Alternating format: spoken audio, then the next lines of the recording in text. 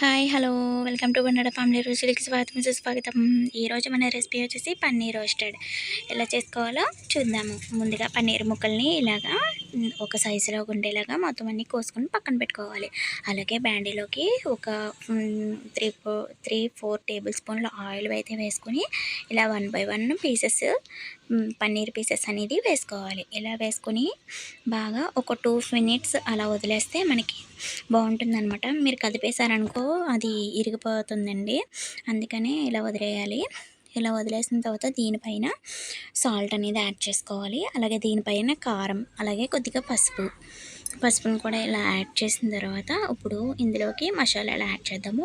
నేను వచ్చేసి ఇక్కడ చికెన్ మసాలా తీసుకున్నాను ఫ్లేవర్ కోసం. మంచి టేస్ట్ వస్తుందండి. మీరు కావాలంటే గరం మసాలా కూడా వేసుకోవచ్చు.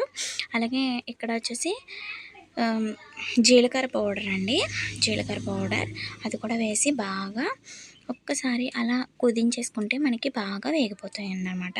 చూడండి ఆయిల్లో చాలా బాగా బాగా దీని ముక్కలకు బాగా పట్టేలాగా వేగించేసుకోవాలి. చూసారా ఈ విధంగా వేగిన తర్వాత చూడండి ఇందులోకి ఏమన్నా ఉప్పు సరిపోతే ఒక పీస్ తీసుకుని చూస్తే అర్థమవుతుంది మనకి. సరిపోతే వేసుకోండి. నాకైతే ఇక్కడ సరిపోయింది. చాలా టేస్టీగా ఉంది, చాలా బాగుందనమాట. ఈ రెసిపీ అందరూ ట్రై చేయండి. అలాగే ఎలా వచ్చిందో కామెంట్ చేయండి. చాలా బాగుంటుంది.